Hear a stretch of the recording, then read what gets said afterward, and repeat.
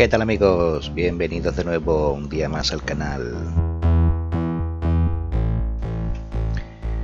Como ya habréis podido adivinar todos los que visteis la última publicación en la pestaña de comunidad del canal, hoy toca vídeo de averías. En este caso se trata de un Fiat 500X del año 2017, motor diésel 1600 litros de 88 kilovatios con código de motor 55260384. La queja de nuestro cliente es luz 1000 encendida. ¿Qué os parece? Vamos a verlo, ¿sí? Pues venga, vamos al turrón.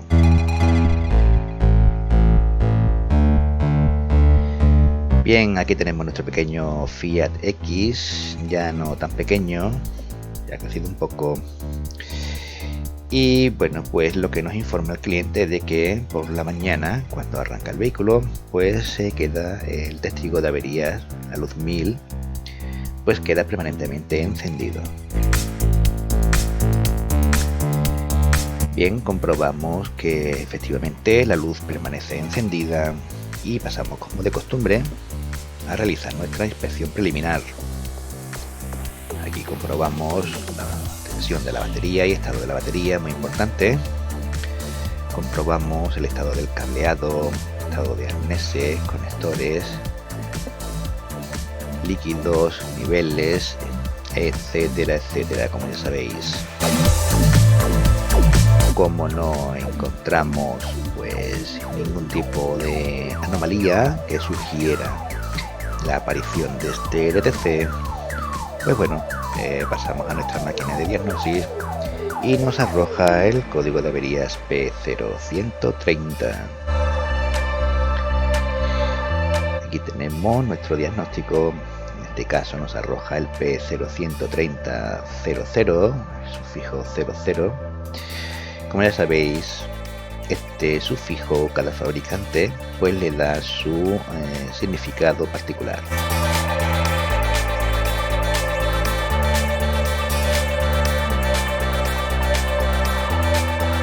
Esto quiere decir que, bueno, pues dependiendo de este bit de estado, pues habrá diferentes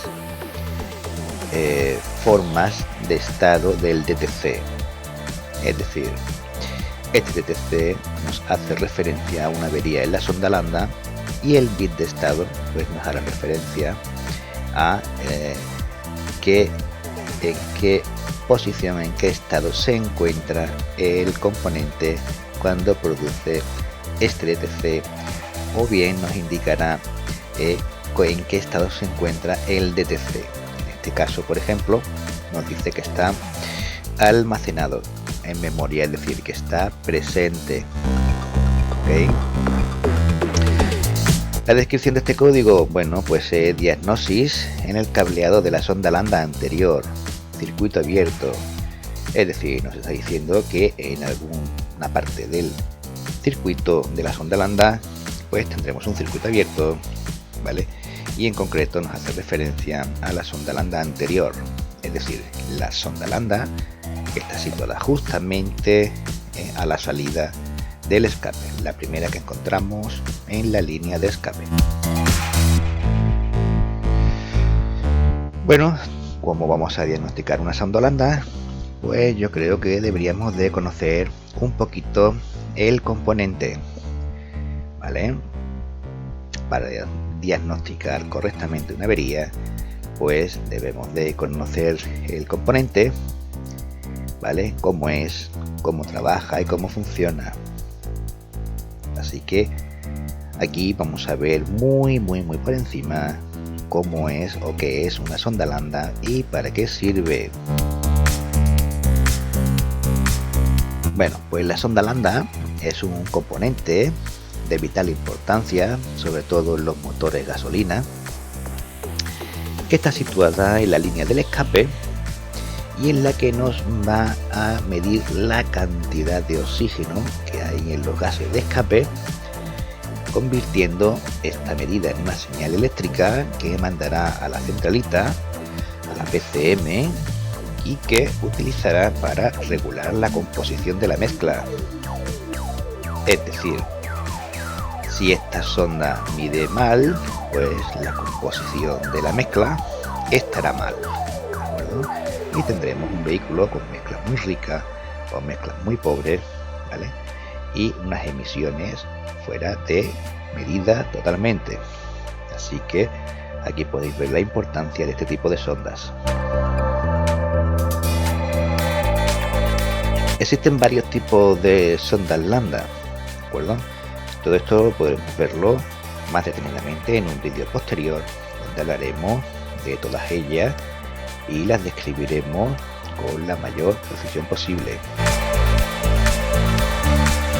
Bien, tenemos sondas lambda de circonio, sonda lambda de titanio y lo último que tenemos es la sonda lambda de banda ancha, que se utilizan sobre todo en motores diésel de última generación, debido a una particularidad que tienen en su forma de funcionar, las hace aptas e imprescindibles para los vehículos diésel de última generación que trabajan con mezclas muy pobres.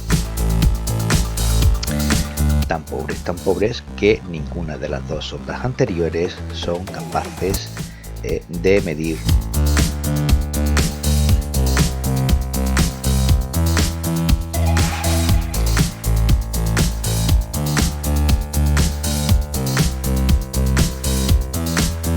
Ahora que conocemos un poquito el componente, veamos por qué se nos genera este DDC.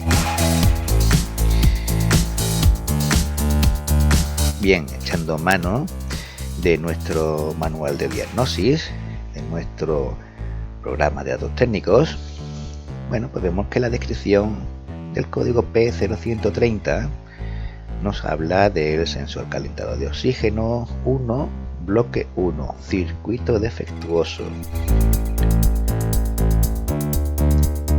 Como la causa probable, nos indica calentador inoperativo, mala conexión, cableado o el propio sensor calentado de oxígeno.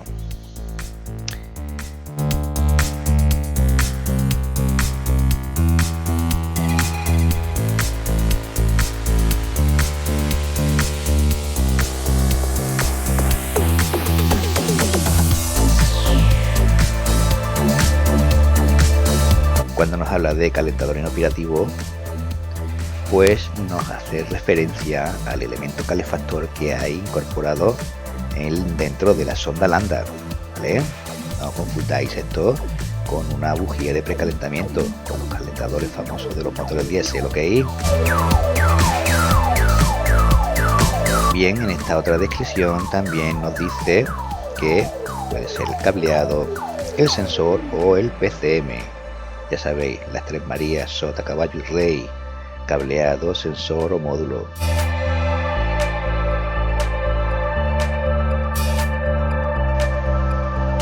Y bien, si has llegado hasta aquí es porque supongo te está pareciendo interesante y te está gustando lo que estás viendo, así que suscríbete al canal y no olvides de darle like.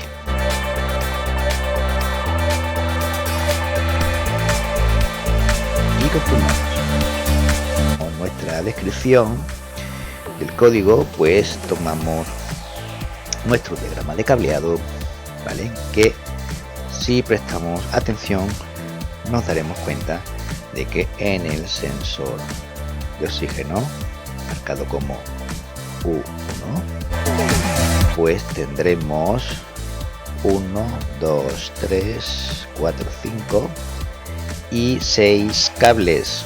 Amigos, tenemos 6 cables.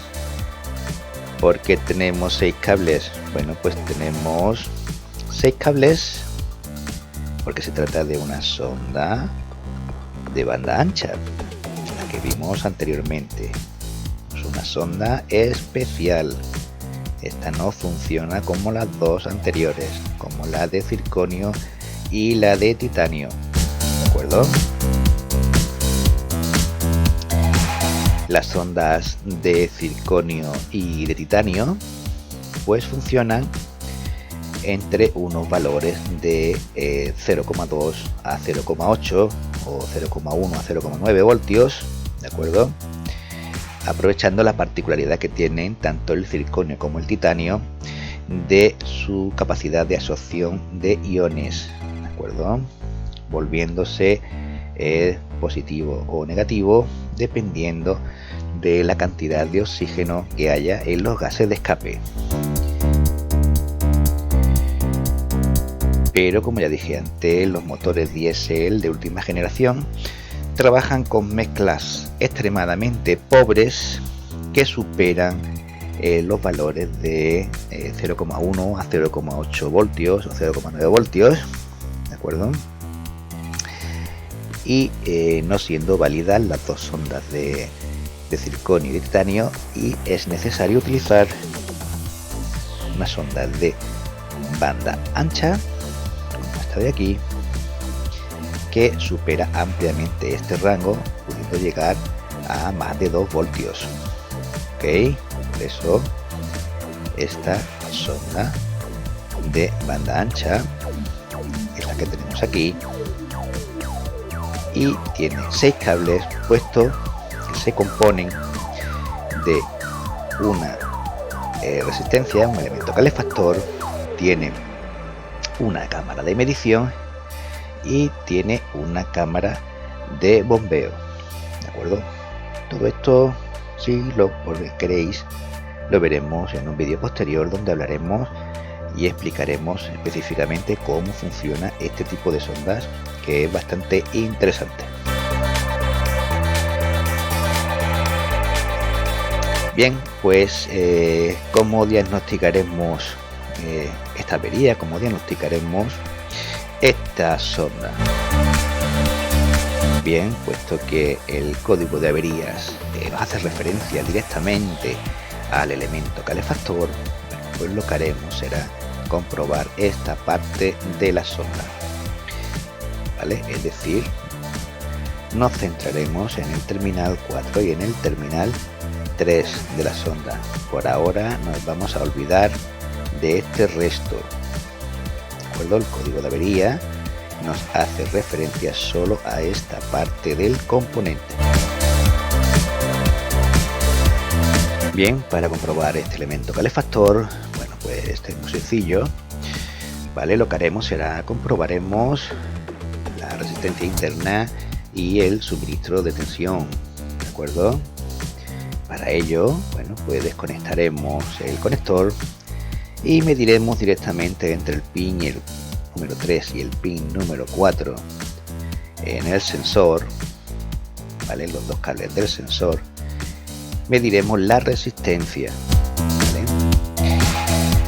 El valor que tendremos deberá de estar entre 2 y 14 ohmios de una forma generalizada, ¿de acuerdo? Para cada fabricante pues tendremos que consultar exactamente cuál es este valor, pero como referencia orientativa pues tomaremos como bueno que entre 2 y 14 ohmios serán valores aceptables. Una vez que hemos comprobado la resistencia del elemento calefactor, pues comprobaremos el suministro de tensión que nos llega, que en este caso con contacto puesto pues debe de ser una tensión de 12 voltios, es decir, la tensión de la batería. Os muestro de nuevo el circuito para que veáis el pin 4, pues a través de este fusible, a través de este relé, pues nos llega corriente, ¿vale? Con borne 30, es decir, corriente directa de batería. Aquí en el pin número 3 tendremos la masa de la resistencia que nos llegará a través del pin B46 de la PCM, ¿vale? Y que se trata de una masa electrónica controlada por el PCM. Bueno, aquí cabría preguntarnos si es un elemento que está situado en la línea de escape, va a estar caliente. Durante su funcionamiento pues se va a calentar además bastante, porque es necesario que lleve un elemento calefactor. Bueno, pues las primeras sondas Lambda pues no llevaban calefacción ninguna, pero por la particularidad de funcionamiento que tienen, es decir, las sondas Lambda solo funcionan por encima de los 300 grados, bueno, pues era necesario montarlas muy cerca de la salida de escape, muy cerca del motor, para que alcanzasen la temperatura de funcionamiento lo antes posible. ¿Qué ocurre? Que cuando montamos estas sondas tan cerca del motor, bueno, pues las tenemos sometidas a elevadas cargas térmicas. En cuenta que cuando el motor está funcionando a un régimen alto, pues la temperatura va a ser bastante alta.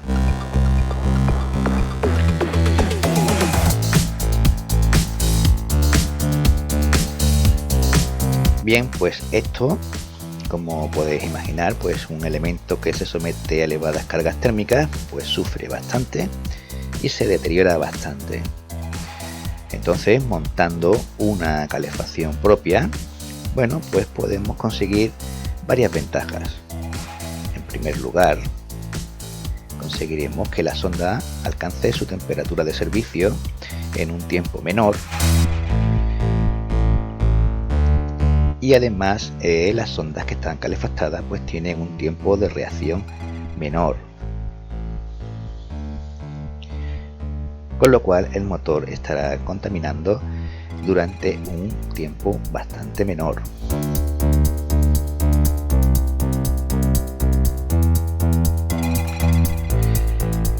Según el tipo de sistema, esta calefacción, como ya hemos dicho antes, estará controlada por una señal del tipo PWM, es decir, una señal de amplitud modulada que está directamente controlada por la centralita del motor, por el PCM.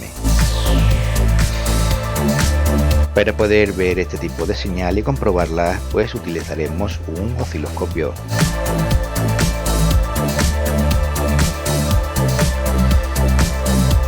Bien, una señal PWM es una señal de amplitud modulada que no es ni más ni menos que una señal del tipo cuadrada, ¿vale? Que lo que hará será darnos pulsos de masa durante pequeños intervalos de tiempo. Estos intervalos de tiempo serán decididos y controlados por la unidad del PCM, ¿de acuerdo? Consiguiendo de esta manera elevar la temperatura de una forma controlada, evitando así un alto consumo de corriente y un excesivo desgaste de los componentes de este sistema de control, es decir, tanto de la sonda como de la parte del PCM que controla la resistencia de calefacción.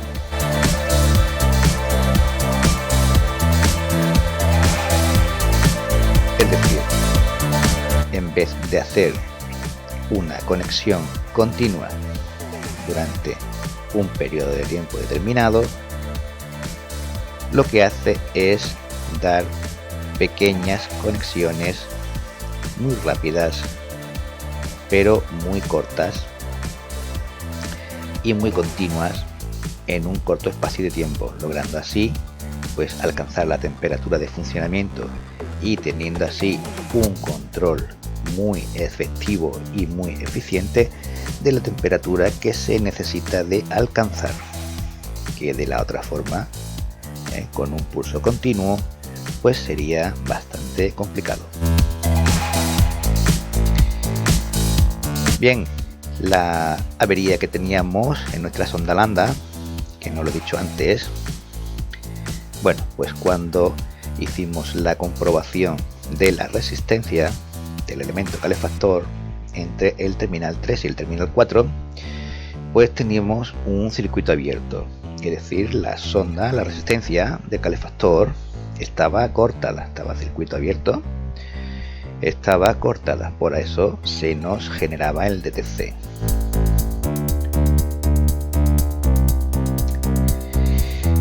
Así que bueno, puesto que no es posible de reparar el elemento calefactor por separado, es necesario sustituir la sonda.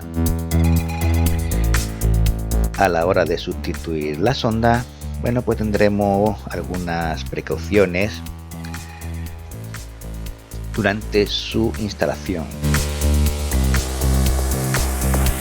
Como casi todos vosotros sabréis, pues la sonda lambda, como está situada en la línea de escape, pues suelen tener tendencia a agarrotarse y a tener bastante dificultad para sustituirla. Especialmente en algunos modelos, pues también el espacio disponible para poder trabajar es bastante reducido, lo cual complica en exceso esta operación.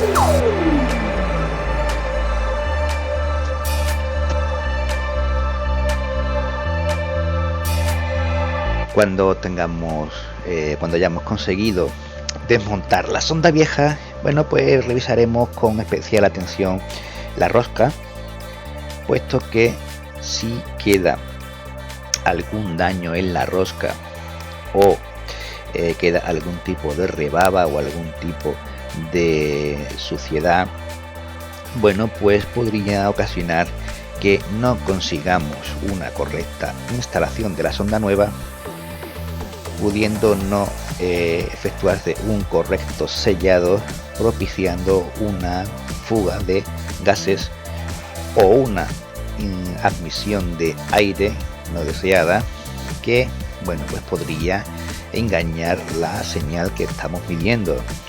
Entonces, pues como ya hemos dicho, tendremos especial precaución y revisaremos con atención la rosca, que limpiaremos y repasaremos con un macho de roscar si es necesario. En la instalación utilizaremos grasa especial para sondas lambda o la grasa que se suministra, teniendo también especial cuidado de que no manchemos la zona de medición, ¿de acuerdo? Procuraremos que la sonda de medición pues no se manche ni con agua, ni con aceite, grasa, productos de limpieza o productos para eliminar el óxido, puesto que esta zona está fabricada con un material que es poroso y que si manchamos con alguno de estos tipos de componentes, pues lo que haremos será impedir el correcto paso de electrones, como ya hemos dicho antes, y arruinaremos su funcionamiento. Así que tendremos mucho cuidado de no añadir ningún componente en esta zona, ¿ok? Como todos los componentes que instalamos en el vehículo, en el motor, bueno, pues nuestro par de apriete, ¿vale? Tendremos que respetar escrupulosamente el par de apriete de la sonda, ¿vale? Para garantizar una buena instalación y un buen sellado. A la hora de colocar el cable, pues tendremos que prestar atención de que no esté en contacto con zonas calientes o móviles y que no pase cerca de cantos afilados. Trataremos de hacer el montaje del modo más parecido posible al de la sonda original y comprobaremos que queda suficiente espacio entre los componentes móviles y los componentes fijos, y que quede suficientemente bien montado para que evitar, debido a que las vibraciones, se nos pueda desconectar. Este paso es importante, ¿vale? Aunque parezca obvio, pero hay todavía países, sitios donde todavía existen combustibles con plomo. Bien, no podemos utilizar combustible con plomo en puesto que el plomo se depositará sobre la superficie de medición de la sonda Landa, dejándola totalmente arruinada, ¿de acuerdo? Hablamos de combustibles con plomo o combustibles con aditivos metálicos. El paso también es importante: si la sonda Landa se ha caído al suelo o está dañada, no la utilizaremos, ¿de acuerdo? Esto, aunque parezca un poco tonto, un poco obvio, os informo de que hay algunas sondas Landa que en su interior tienen un aislante de cristal. Entonces, si la sonda se ha caído al suelo o ha sido golpeada, posiblemente este aislante se haya roto y bueno, si no está inutilizada, lo más probable es que nos dé unas medidas erróneas, con lo cual está completamente inservible y lo que haremos será propiciar una avería.